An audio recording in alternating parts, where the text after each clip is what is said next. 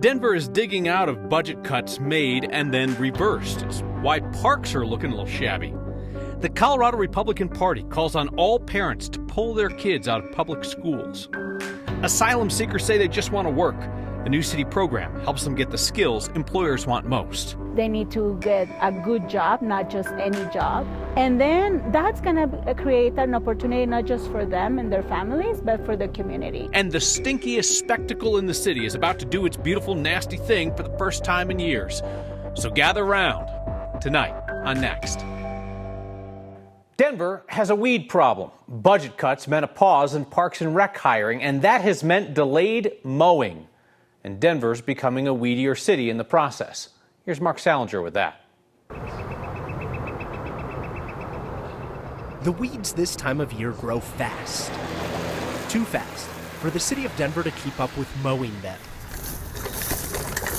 The reason the dandelion forests and parks are thriving this spring is because of decisions made months ago related to budget cuts. We will start to have to greenlight a set of hard decisions about budget reductions across the city. Back in February, Mayor Mike Johnson announced millions of dollars in cuts to the Parks and Rec Department to help pay for migrant services. The city didn't fill some seasonal and contract jobs at the time. We will have on-call workers we won't hire for this summer. We would have hired otherwise. So this does reduce new hires we would have brought on. And that impact is real. In April, that decision was reversed and the budget cuts were redistributed. All rec centers will be fully open before the summer. But we're still seeing the impact in our parks. We currently have nearly 100 open positions, which is impacting regular mowing schedules typical during this time of year, Denver Parks and Rec told us. Even though the budget cuts were scrapped, the department can't hire people fast enough to mow the grass. The city says the timing of recruitment for jobs like grass mowers was affected by the budget cuts at the beginning of the year. They pointed us to a list of dozens of parks and rec jobs still open for the summer months. In a city that also won't plant flowers this year because of budget cuts, at least the weeds provide a little color. Denver hopes to be fully staffed in the Parks and Rec Department by the end of next month. At that point, the city says it can get back to a more regular mowing schedule. Lots of positions, Kyle, in the maintenance and park mowing departments if you need a job. Yeah, lots of what my 3-year-old likes to call wish flowers out there. There you go. A little wish flower. Somebody also said it would be good for the bees. Oh, yeah. Okay. All right. Pollinators. I mean, they ended up with cuts, just not what they thought they'd have, right? Yeah, so they started with Parks and Rec as well as the DMV back in February. That ended up not being the cuts that they really needed, or they started with those cuts, but then they rescinded most of them just a couple of months ago, and they ended up with going with less public-facing cuts, things more back of the house, not hiring positions that not a whole lot of people see. I would imagine that park mowing is a position that a lot of people see. That's why they're trying to hire for it. Sure. It's like when the mayor said, we're not going to plant flowers this year, and people, oh, you know. People care about the flowers. Very visible. All right, Mark, thank you. Colorado's gas prices are starting to tick up after they bottomed out well below the national average just last month. Now, how much of an increase that we're going to see depends on who you believe on the issue of reformulated gas. Democratic Governor Jared Polis is trying to get the EPA to drop a clean air requirement that will force gas stations on the Front Range to use this reformulated gas during the summer ozone season. EPA says that gas burns cleaner, produces fewer emissions than regular gas, but it's also more expensive. How much more expensive? The governor and the Chamber of Commerce have predicted a 50 cent spike in gas prices, 50 cents per gallon. That's lower than some of the highest estimates of $1 per gallon increase. The EPA says it's not actually going to be anything like that. They think that it could be less than 5 cents a gallon. AAA is anticipating somewhere in the middle, about a 30-cent increase per gallon over the next few months, putting Colorado at or just over the national average for gas prices. And AAA says only some of that is going to be the cost of reformulated gas. It's also about international market conditions and supply chains and increased summer travel. There's been a lot of doom and gloom scenarios talked about RFG. Some folks have said 50 cents, 70 cents, $1. That doesn't bear out in the data. I think the 15-cent jump that we've seen in the past week is largely attributable to that. I wouldn't be surprised if we saw another 15-cent jump over the next couple weeks. And I wouldn't be surprised if Colorado ends up tacking 1-to-1 with the national average, which again right now sits at $3.60. EPA has rejected Colorado's waiver request for now. The agency could always come back and issue a waiver for the more expensive gas later if, say, there's a supply chain issue or something like that. The Colorado Republican Party is calling for all parents to remove their kids from public schools. The far-right faction that's currently leading the state GOP says that Democrats are using schools to, quote, turn more kids trans. The state party sent out a mass email today urging families to leave public schools. The GOP is upset about a recently passed bill requiring public schools to use a student's preferred name, whether or not the student's gone through a legal name change. Colorado Republicans have been struggling for any relevance as they currently hold less power statewide than at any point since before World War II. And culture war battles, like the focus on gay and trans people, have been dominating the Republicans' agenda lately. Denver's trying to help asylum seekers find work while they go through that process and wait for their claim to be decided. Our Angeline McCall shows us a city program that's offering migrants workforce training. Since migrants first arrived in 2022, they have all wanted one thing.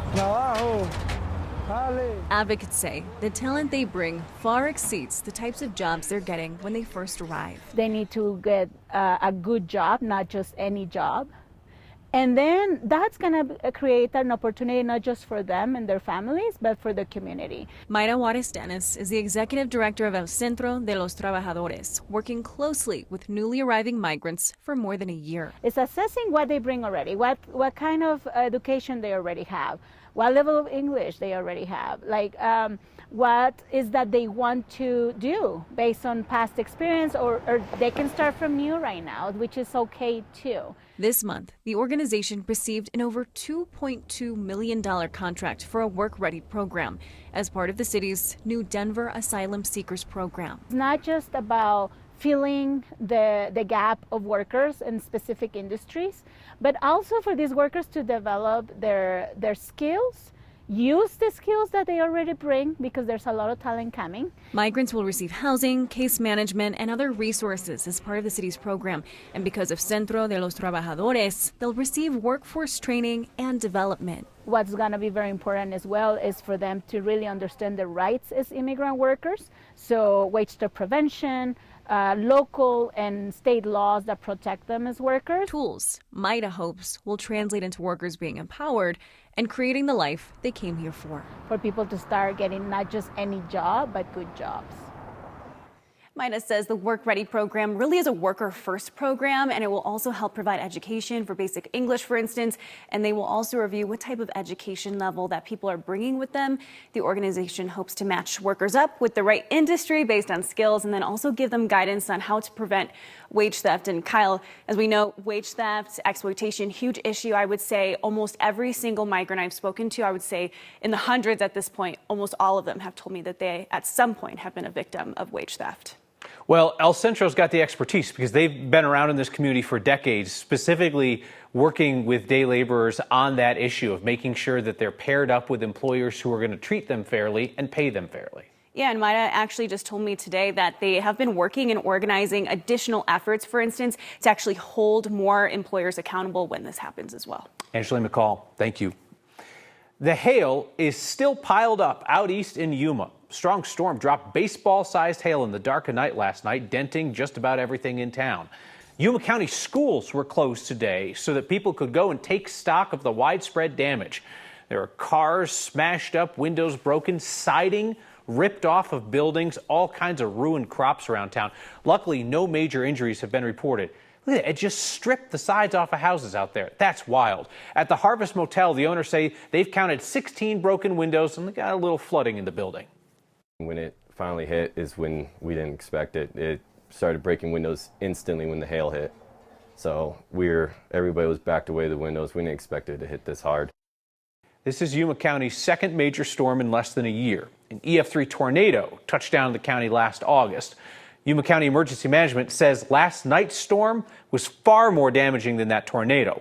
Weather Service is going to go out to survey the damage to make an official report. So you had several counties across northeastern Colorado under tornado warnings last night, and that included far rural Adams County out east, where underneath the tornado warning there are about 150 people living. But the rest of the county, more than 500,000 people, got the alerts. couple of folks wrote in last night questioning those alerts and the wide net cast, warning people under clear skies like in Thornton about danger that was an hour plus away. Hey, meteorologist Chris Bianchi's standing right over there. That's convenient for us given the topic. So you have a warning for a small, sparsely populated area. Still want to warn people, right? Why are these alerts so broad? Yeah, it really comes down to third parties here, Kyle. So the actual wireless emergency alerts are actually going out to the right places. The issue is when you hear about it on an Alexa, and frankly, sometimes if you see on the bottom of your screen on a TV, and a warning that goes up for, say, Adams County, you've got to verify that it's for your part of Adams County. Now, let's take a look at that warning that we saw last night. There's a tornado warning. If you look at it, it's the eastern 2 miles, the eastern sliver of Adams County that was under a tornado warning last night. And in some cases, again, maybe you heard it on your Alexa, something like that. That's where you saw some of those issues. Here's the problem. Adams County, it's a geography problem. It's 90 miles wide. It is a massive county. By the way, same problem for Arapahoe County as well. Kind of closer look in. 95% of the county lives in the furthest west 20 miles of Adams County, but most of the severe weather happens here in the eastern, say, 60, 70% of Adams County. So, what to do? If you did not get an automated alert on your phone, you are probably not under a tornado warning. Those wireless emergency alerts go out to the right place. But Twitter can often, X can often have some misinformation, right? I think we all know about that. But the National Weather Service office in Boulder automatically sends out those alerts to the exact right spots. If you want to verify, check the Weather Service office in Boulder on X or Twitter to make sure that your part of the county is actually underneath a tornado warning. Misinformation on Twitter? What? Colorado's still dealing with the fallout from the reintroduction of wolves, but Wolverines could be different. And I can't tell you what CSU's rare flower smells like because it's dinner time. Finish your plate because the flower story is next.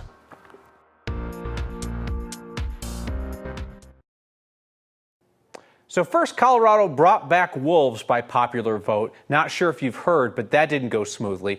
Now the state's going to bring back wolverines. This is going to take a little time. So the experts believe that Colorado's got lots of space to bring back wolverines, which used to hang out here in the early 1900s before trappers wiped them out. The state says there's 7 million acres of suitable land for wolverines, mostly high mountain terrain. The effort will start small. State plans to reintroduce 45 wolverines over 3 years once this gets started. And that could be years away because the state has to come up with a plan to reintroduce them. We're going through a different process than we did with the wolves, right? With the wolves, Colorado voters gave their approval for reintroduction. Urban areas like the idea, rural areas where the wolves are currently living, not so hot on it. This time around with the wolverines, it went through the state legislature and the governor, who signed the bill on Monday. Similar to the wolf reintroduction, there will be money for ranchers if wolverines happen to kill livestock. Wild night last night out on the Eastern Plains. Kathy Sabins here with a look ahead. It was a wild night, and I still can't decide if the Wolverine's cute or mean. It was my high school mascot, so I support the Wolverine. We have a beautiful drive now that the showers have moved off to the east, and some of you may have seen a big rainbow over Denver this last hour if your drive took you out early on the roadways. The showers will stick around for some areas. A very cool evening tonight. We've got warmer weather with sunshine coming up both Wednesday and Thursday. Our high today, a cool 61, 70s to the south and east. Heavy showers still making their way over eastern Colorado with the second band just shifting out of Castle Rock, Parker, and Kiowa. These storms have a history of dropping a half an inch to an inch of rain and will continue to produce some decent rain along the foothills. Although up high, it's a light dusting of snow that greeted travelers on I-70 earlier this afternoon. Severe weather threat, thankfully, is off to the east, but it's going to be a dangerous scenario playing out tonight in Omaha, Chicago, and St. Louis. We are monitoring the potential for maybe some flooding from slower moving rainstorms here, but the tornado, hail, and wind threat tonight is low as compared to where we were at this point last night. Still the chance for a few scattered showers tonight, and then skies clear. We get you into a sunny day tomorrow. I wouldn't put the umbrella away just yet. Hang on to it between now and 8 o'clock as temperatures slide into the 40s. 72 is sunshine on your Wednesday, almost 80 Thursday. A thunderstorm in and a cooler day Friday. Slight chance of storms Saturday, and then sunshine and 70s for Sunday and the holiday Monday. He is a corpse flower, and it's going to bloom in about Sunday, Monday time, so about another 4 or 5 days. If you've never smelled one, the name gives you a hint. A once-in-a-lifetime chance to smell something awful. Next.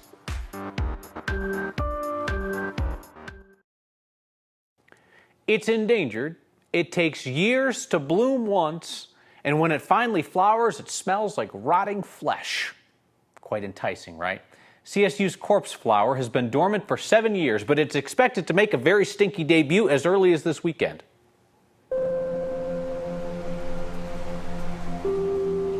My building is essentially a hotel for research. Anywhere from sugar beet research, sugarcane research, all the way to soil scar burning.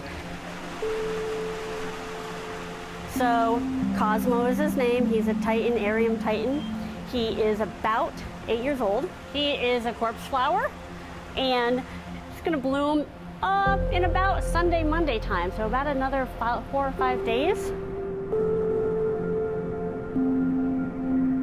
So it takes about 6 to 8 years for it to bloom for the very first time. So they don't bloom very often. It's a very rare occurrence. When they open up, they smell like rotting flesh, is what I've been told. I personally haven't smelled it yet. And the purpose of that is to mimic a dead animal in the wild. So it wants to attract the carrion beetles and the decaying insects so they can pollinate itself.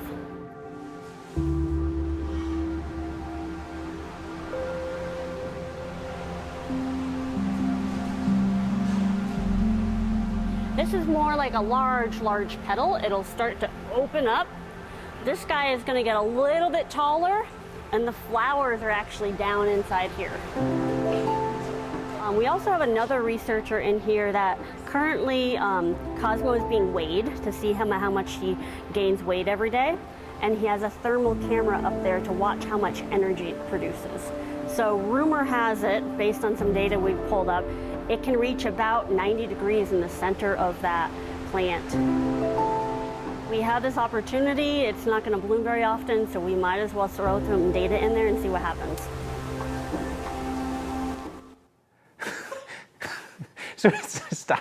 So it's 90 degrees in there, so it's hot. It's hot, rotting flesh. So line right up. CSU is going to open the facility to the public whenever the plant blooms. You got to get there fast because it's only real stinky for 12 to 24 hours, and it only lasts for a couple of days. 90 degrees. We were taken aback by the 90-degree thing. We didn't expect that. Yeah, it's a hot, stinky flower, you know? So, whoo! All right. Hot, sometimes stinky feedback next.